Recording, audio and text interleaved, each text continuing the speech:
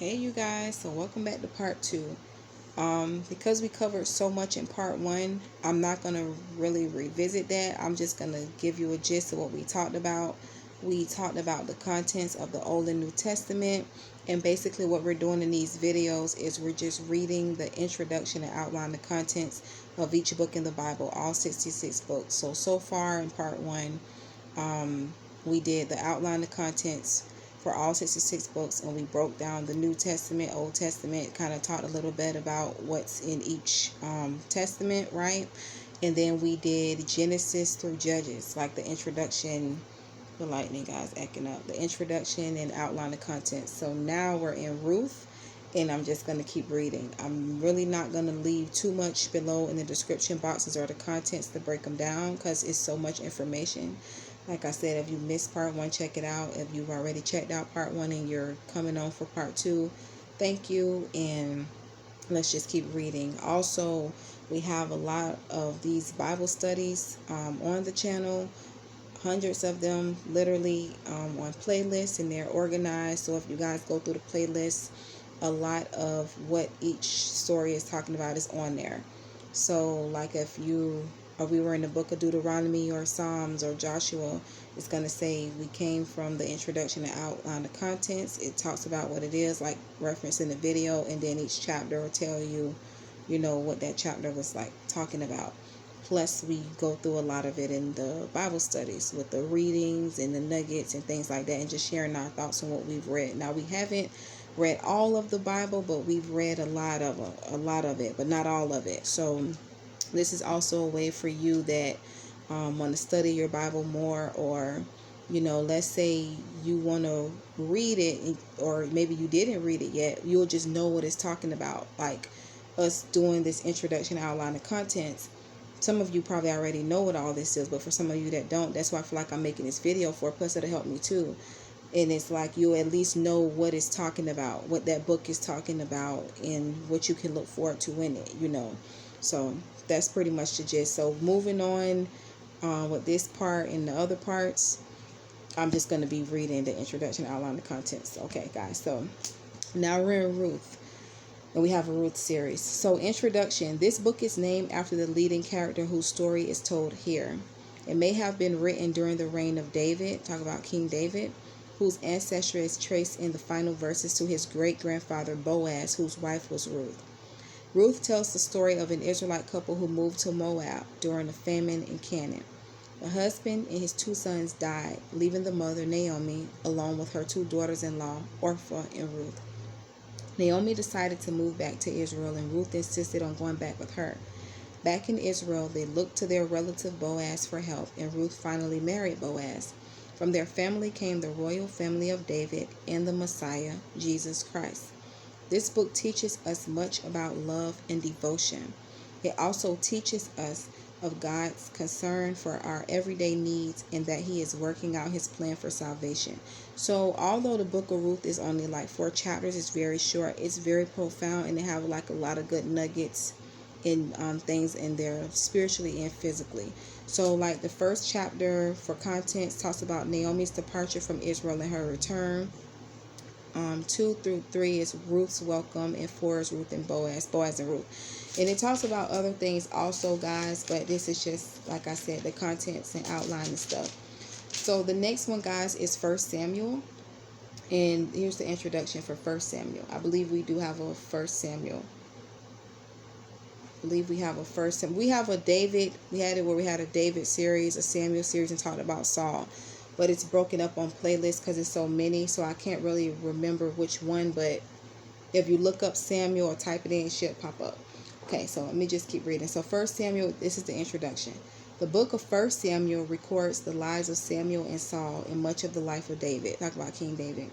1 Samuel begins with the birth of Samuel and his training in the temple. It describes how he led Israel as prophet, priest, and judge.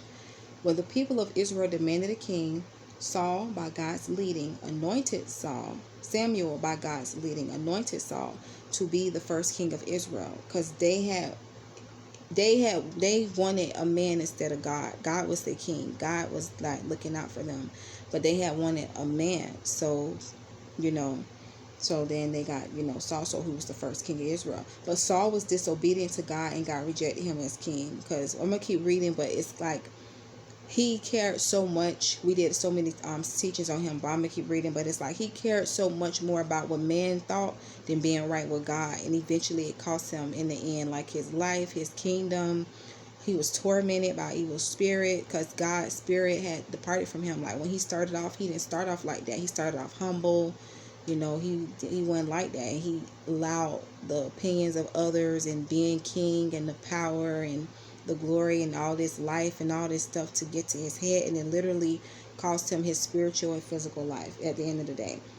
So anyway, but Saul was disobedient to God, and God rejected him as king, and that's when David had to be rose up, right?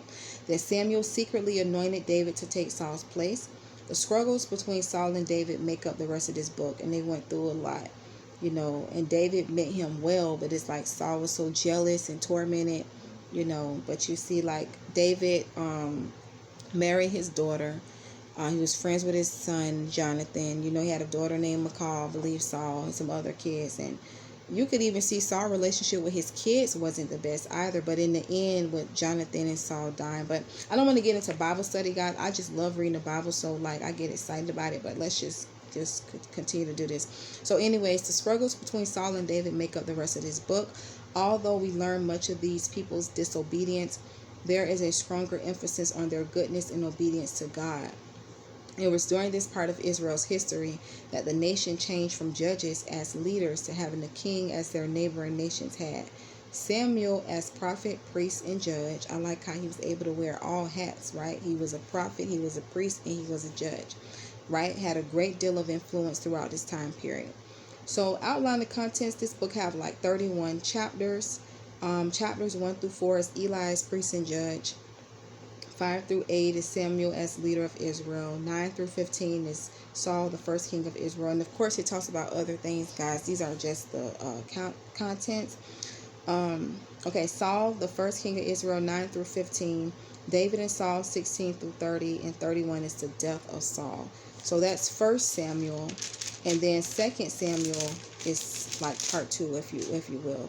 The introduction. 2 Samuel continues the story of the beginning of Israel's kingdom. It starts with Saul's death. Then it describes David's 40-year reign. Some of the best known stories are the capture of Jerusalem, David's sin with Bathsheba, and Absalom's rebellion. Absalom was his son. I believe was David's son. Okay, outline the contents is 24 chapters. It talks about like 1 through 4 is David as king of Judah. And then 5 through 24 is David unites Israel. And it talks about other things, guys, like just for example, 1, David hears of Saul's death. David laments for Saul and Jonathan. And then 2, David anointed king over Judah. Like it goes into details, So I'm just going to focus on the intro and outline like he said. So that's Samuel. So now we're on Kings. So it's 1st and 2nd Kings also. This is 1st Kings. We do have a 1st and 2nd Kings series. So introduction. Beginning with Solomon's reign about 971 BC, 1st Kings records the history of Israel through the divided kingdom to the death of Ahaziah, the son of Ahab. We know who Ahab was, right? If you don't, look into him, but he really was not, Okay, chapters 3 through 11 describe Solomon's reign, including the building of the temple and the palace in Jerusalem. Rehoboam, Solomon's son, took the throne after Solomon's death, but lost the northern part of the kingdom to Jeroboam. After this, the northern kingdom was known as Israel, and the southern kingdom was called Judah. The last chapters of 1st Kings tell about the evil King Ahab and God's prophet Elijah, who condemned Ahab's wickedness and Israel's disobedience. See, Ahab, Jezebel, and prophet Elijah, we done some series talking about him. We have series on the prophet Elijah and Elisha, right? But this was Elijah, like on the prophets of Baal and Carmel, the showdown and all that. So this is that prophet. Okay, who condemned Ahab's wickedness and Israel's disobedience. Because the author of 1st and 2nd Kings was interested in Israel's faithfulness to God and his covenant, he wrote about each king, showing how he or she was faithful or unfaithful to God. And when we read that, and I'm sure many of you probably already read it yourself already too, you do see like this king was good in the Lord's eyes, or this king did evil in the Lord's eyes, and it would show us who did what, and it was like a big cause and effect. Okay, showing how he or she was faithful or unfaithful to God. The author often used the phrase did what was right in the eyes of the Lord or did evil in the eyes of the Lord, to describe the goodness or wickedness of the king. Like Judges, the author records that when Israel was obedient, God brought peace to the land, but when the people were disobedient and worshiped idols, the land of Israel suffered wars and other disasters, and that they did. And like that's the introduction for First Kings. Hold on, guys. I got this word on standby, guys. I did not know I was gonna, I know I was gonna be recording today. I thought it was gonna be a couple videos, and I'm not complaining, guys. I'm grateful to be doing this because I'm learning. You guys are learning, God being glorified. But yeah, he had kind of snuck this one in on me. But I've got my water close by, so that's cool. So outline the contents. So chapters 1 through 11, guys, is the reign of Solomon. Chapters 12 through 14 is Rehoboam and Jeroboam. 15 through 16 is kings of Israel and Judah. 17 through 19 is Elijah and Ahab. 20 through 22 is the reign of Ahab and Jezebel, right? And it talks about a lot more detailed things. So now, 2 Kings is the next one. In 2 Kings, this is the introduction outline. 2 Kings continues the stories of the great prophets Elijah and Elisha. It also tells the history of the northern kingdom of Israel and the southern kingdom of Judah until they were both finally conquered. Israel was conquered by Assyria in 722 BC, and Judah was conquered by the Babylonians in 586 BC. In both kingdoms, God's prophets continually warned the people that God will punish them if they did not repent from their sins. So, outline the contents. Chapters 1 through 8 is Elijah and Elisha. Elijah and Elisha. So one is L-E-I-J-A-H and one is L-E-I-S-H-A. And then chapters 8 continuing on through 17 is kings of Israel and Judah. 17 continuing on like verse 4 through 41. Chapter 17 verse 7 through 41. The verses is Israel taken captive to Assyria. 18 through 23 is Judah survives Assyrian rule.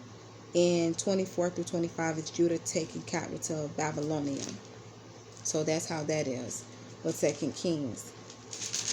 And then after 2 Kings is 1 Chronicles, because it's 1st and 2nd Chronicles. So 1 Chronicles, guys, introduction is, it says, although the books of Chronicles seem like a repeat of Samuel and Kings, they aren't. The Chronicles were written for the exiles who had returned to Israel after the Babylonian captivity to remind them they were from the royal line of David and were God's chosen people, because what was happening is a lot of them were from the royal line, but they were taken captive, not necessarily because of their own sins or mistakes, but because of like the generations before them or the sins of the king they were under, or like their ancestors, and then they'll be taken captive. Like if you look at Daniel didn't come, we did a book on Daniel also. We did a Bible study on him. Like he didn't come from just like an average family.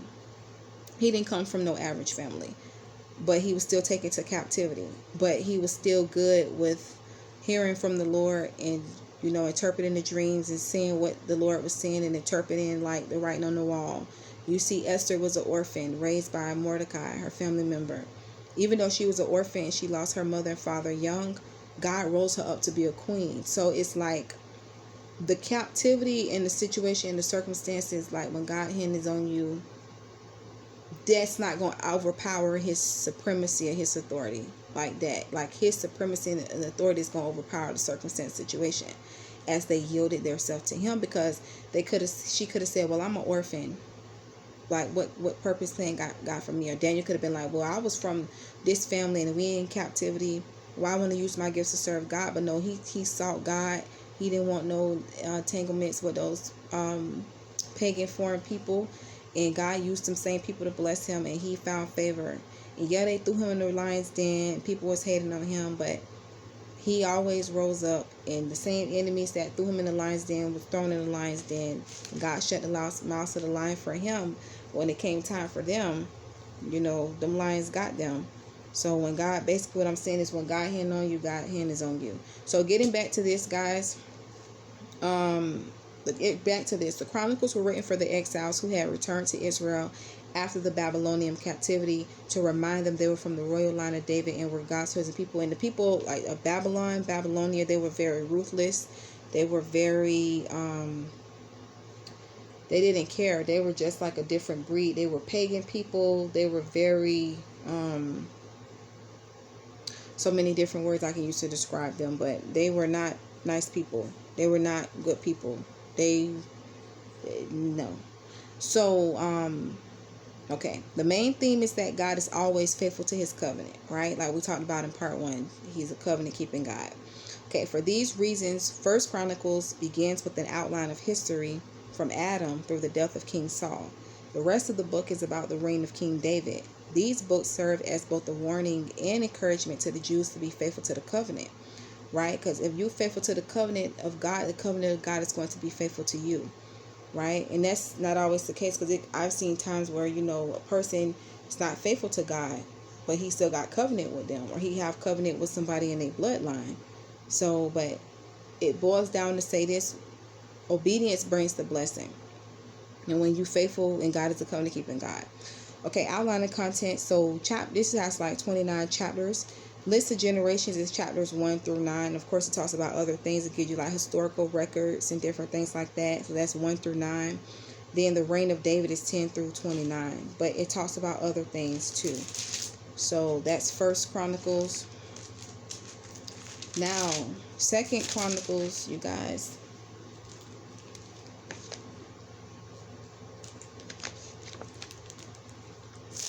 Second Chronicles introduction. Second Chronicles continues the history of David's royal line. Chapters 1 through 9 describe the building of the temple during Solomon's reign. That was very important with that building of that temple too.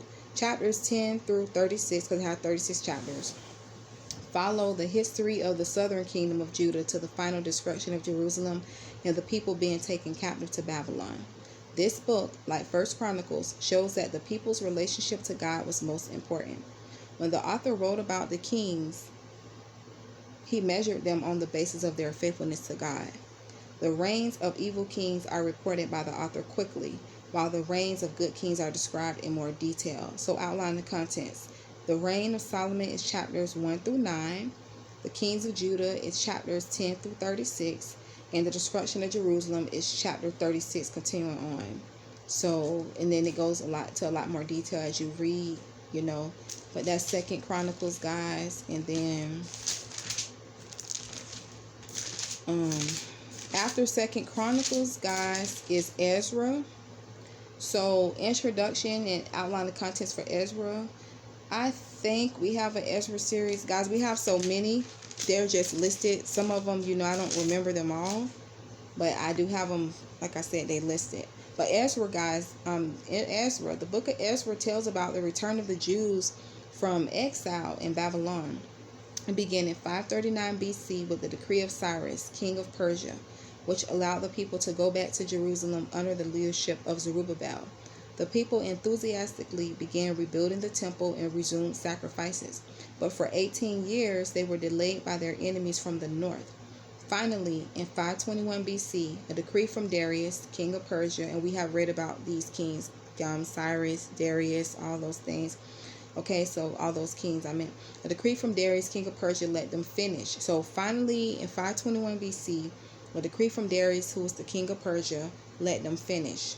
The people completed and dedicated the temple in 515 BC. In 458 BC, Ezra, the priest, returned to Jerusalem with another group of Babylonian exiles. He taught the people the law and reformed their religious life so the other nations around them could see they were God's chosen nation. Okay, Ezra is the author of the books of Ezra and Nehemiah, and we also have a Nehemiah series. But the outline and contents for Ezra, chapters 1 through 2, because it has like 10 chapters. Chapters 1 through 2 is the first exiles return to the land of Judah.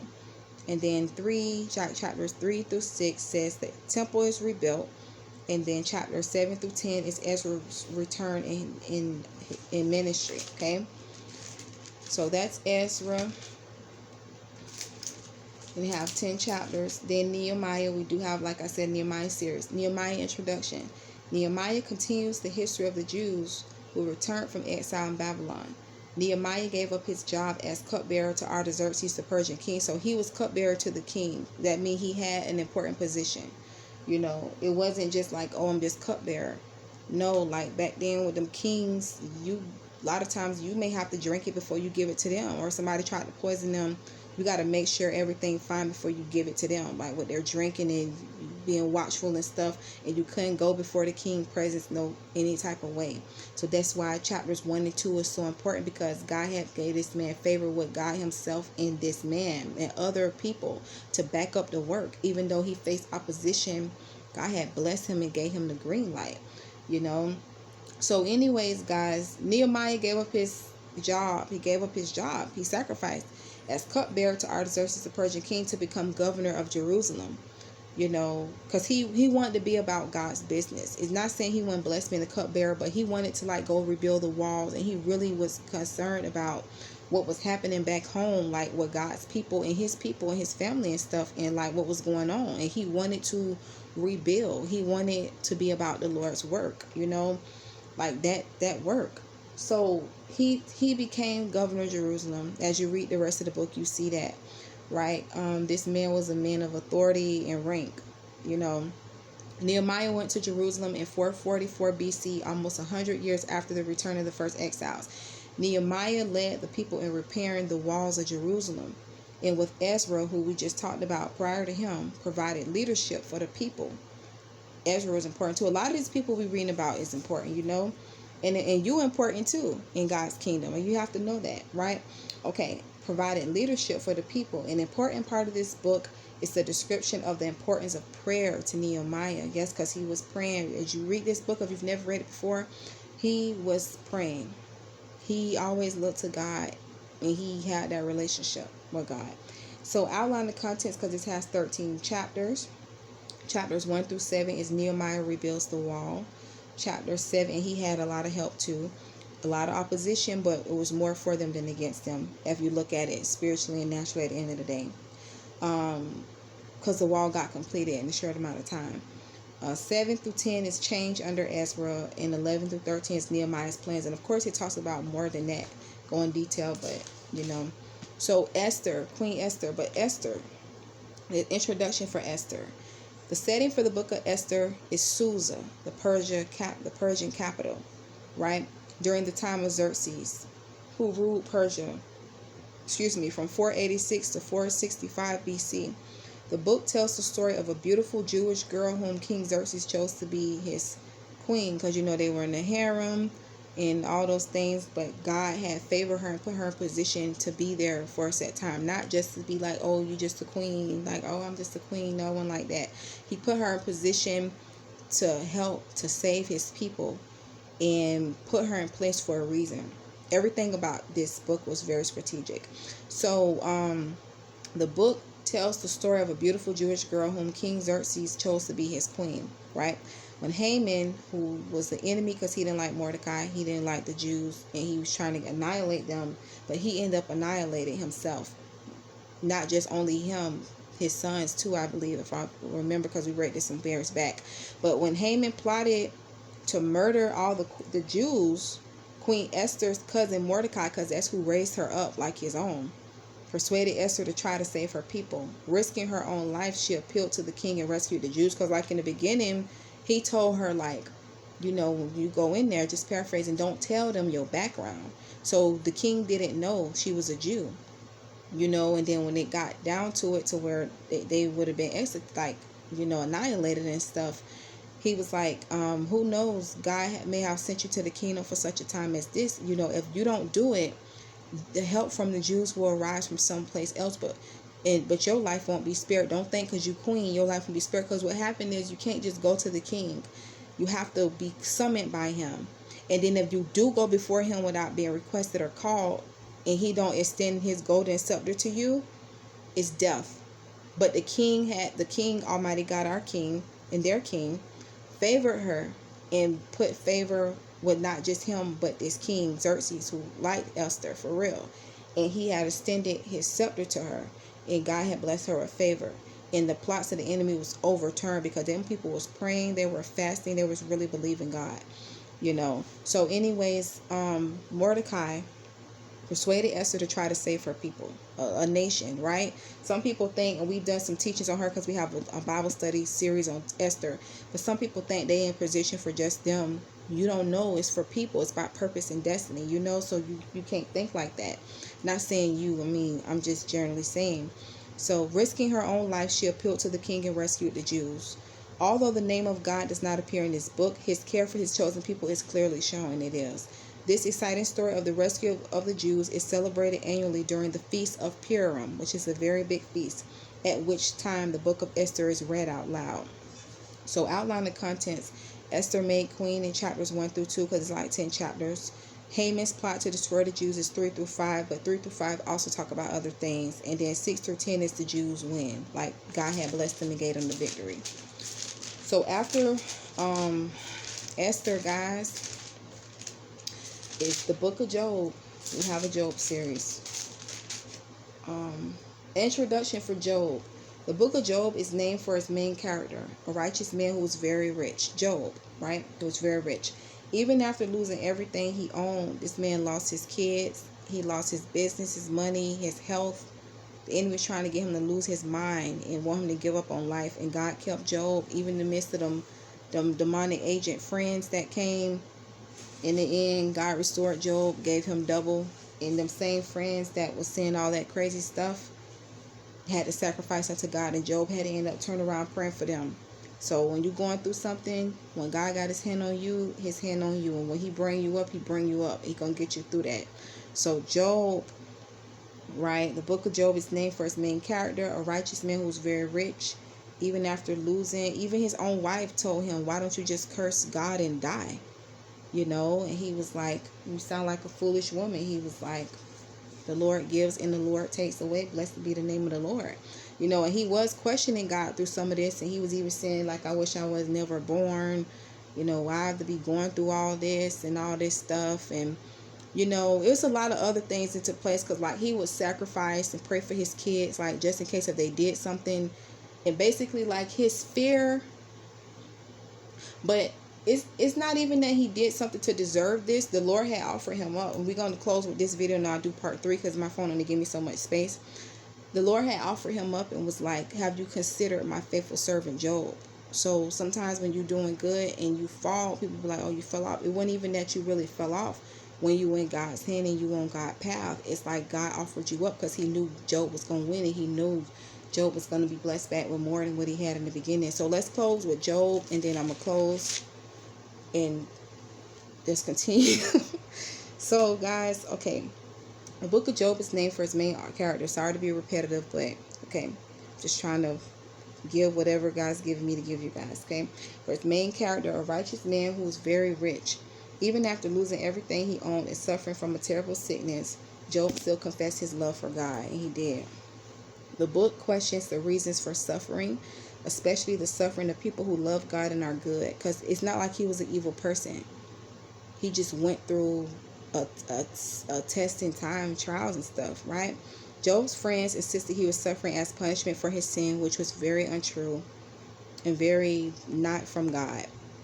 Job defended himself by insisting that he had done nothing seriously wrong and then expressed his trust in God. And then even in his book, I'm going to keep reading, but like even in his book, it shows you like people's heart, how people feel about you when you're going through something. The truth will be exposed, So, and expressed his trust in God. Then God spoke and showed his mighty power.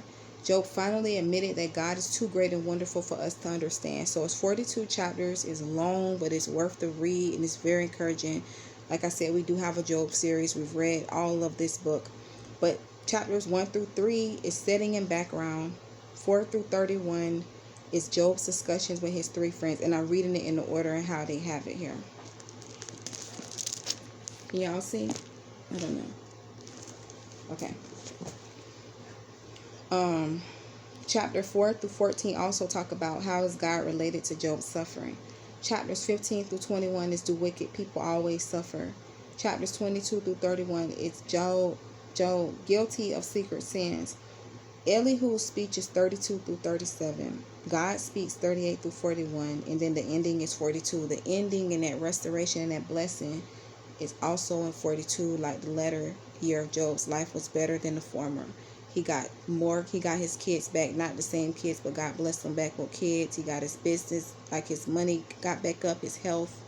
People was bringing him stuff that was avoiding him when he was going through his sickness and trials. They was all bringing him gifts. So God had blessed him a lot. And I believe he got to see his grandkids, if I'm not mistaken.